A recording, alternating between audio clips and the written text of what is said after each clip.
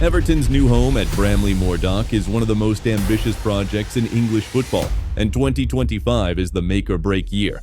From stunning waterfront views to real-time progress updates, we're diving inside the biggest stadium move in the club's history and asking, will it save Everton or bury them under the weight of expectation? Chapter 1. From Dockside to Digital Cathedral. Everton's journey to this moment reads like urban rebirth.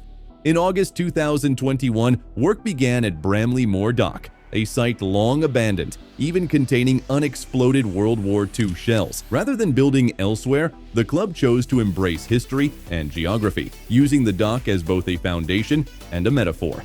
By early 2022, concrete piers were in place. Sand from the Mersey was pumped in to raise the level. Then, the steel structure began to rise alongside preserved dock walls. By December 2024, structural completion was confirmed, and in early 2025, the stadium was handed over ready for test events. Today, it stands as a steel and glass cathedral with a capacity of 52,888, making it the 8th largest stadium in England. Imagine sitting in a modern bowl, hugging the same brick walls where dock workers once hauled timber and wool. The design preserves Victorian-era walls and the hydraulic tower, integrating heritage into high-tech harmony. Every step was engineered consciously. It's a bridge not just to the future, but to the past. What's most striking is the contrast: gloss versus grit, modern seats against old brick. Heritage assets were carefully repaired, mold removed, steel strengthened. Where UNESCO saw threat, Liverpool lost its World Heritage status, the club saw opportunity to repair, to restore, to reground the past in a new narrative for the future. Chapter 2. Fan comfort, feel, and future-proofing. Football fans live in memory, but they also sit for 90 minutes without a break. This stadium understands comfort as a necessity, not a luxury. When it opens in February 2025, every seat will be modern. 5 venues of culinary and social layouts called All Experiences, offering everything from craft beer to fine dining. It's hospitality rethought for stadium fans. Beneath that elegant bowl design, Everton built the largest single-tier stand in England outside the stadiums of Borussia Dortmund. 14,000 passionate supporters will stand and cheer together, creating noise levels unmatched at Goodison Park. But now, they have safer terraces, rail seats, and even seat-level climate data sensors that monitor temperature and occupancy to optimize HVAC systems.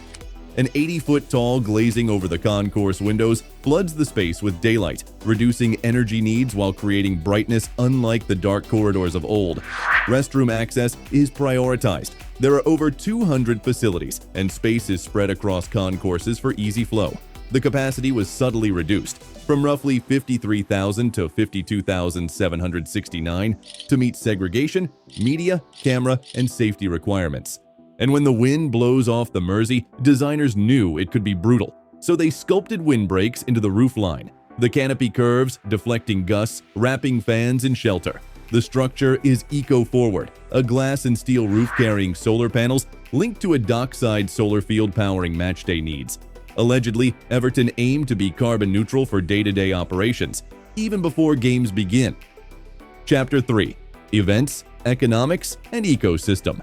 Move beyond football, and you realize the £750 million tag isn't just for a pitch. It's a cornerstone for an entire dockside quarter. Everton Stadium is part of a bigger master plan. Apartments, gyms, shops, offices, hotels, restaurants, and even a fitness kitchen space for community education at Collingwood Dock in shipping container form. A transformative ambition: create a place that hums 7 days a week. Everton secured site naming rights with Hill Dickinson, committing to an annual estimated £10 million revenue. The project attracted the Friedkin Group takeover, bringing deep pockets and global ambition. Fresh ownership closed loans, reduced debt, and reaffirmed Everton as a long-term fixture at Bramley-Moore Dock. Expected local impact: 15,000 construction jobs, £1.3 billion boost to the region, and 1.4 million new visitors yearly. House prices around the dock may see upticks. Transport links were strengthened by new Sand Hill station upgrades and proposals for a dockside ferry, bus routes, and even light rail. This isn't football, it's urban regeneration powered by emotion. But regeneration comes with controversy. UNESCO critics claimed Everton were wrecking heritage. Nearby residents worry about parking restrictions and rising taxes. Businesses northeast of the dock complain they're being forgotten. Everton insisted deeper. Every bus route, Relief Road, and Dockside Cafe was part of a community-led planning process. Whether consensus follows remains to be seen, but the club laid bricks towards inclusion. Chapter 4. Tests, Tech, and Timeline. Everton didn't want surprises, so they staged 3 test events in early 2025. Under 18 and under 21 friendlies with 10,000 and 25,000 fans. One test match pause for stadium evacuation was flawless. Players experienced artificial security downpours triggered as part of certifications. Full capacity debut comes this summer, just in time for the 2025-26 Premier League season opener. From day one, the stadium will host League, Women's Super League, Rugby League Ashes in 2025, and Euro 2028 matches. Under the pitch lies a secret, a retractable hybrid drainage system that converts the turf to hold stages, dance floors, or exhibition spaces. The stadium management claims conversion to a concert venue can happen in under 24 hours. Imagine thousands dancing where fans once kicked a ball. Modular seating and pitch trays created to pivot the stadium's function overnight. In the bowels of the structure runs an AI-backed digital twin. Building operations, lighting, temp, crowd flow, energy usage are monitored live in a control room. The system senses crowd heat, steam from food vendors, and even predicts queue buildups before they start. Crew can adjust HVAC, reroute food supply trains, or redirect footfall with digital signage, all while matches unfold. When floodlights hit and the old dock walls light up in Everton blue, the stadium becomes an iconic beacon visible from the water, reviving the waterfront at night in a way Liverpool hasn't seen for decades. Chapter 5. Looking ahead. Identity, Financing, and Legacy. A stadium is only as good as its legacy. Everton funded this through a combination of club equity, City of Liverpool guarantees, naming rights income, and long-term bonds.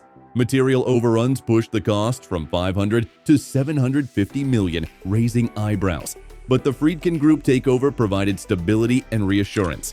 Goodison Park, Everton's home for 132 years, will not be torn down. Instead, it will be repurposed as a premier stadium for the women's team, academy matches, and community events.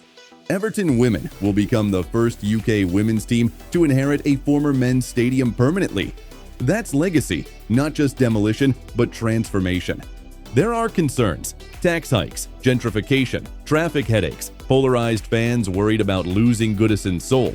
But Everton answered with impact commitments: £56 million in housing grants, transport upgrades funded by Homes England, blended use schemes with local small businesses. They insist this is co-development, not takeover.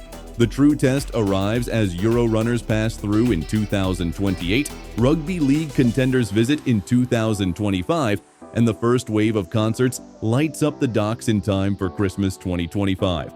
If match days flow, stands stay loud, local shops thrive, and people come back between games, it will validate it all. But history whispers in the walls. One wrong echo, one misfired road plan, and this becomes a cautionary tale of overpromise. So Everton watchers are watching closely. Are those heritage walls a backdrop to glory or an inconvenient burden? Will fans gather or grumble outside? What do you think?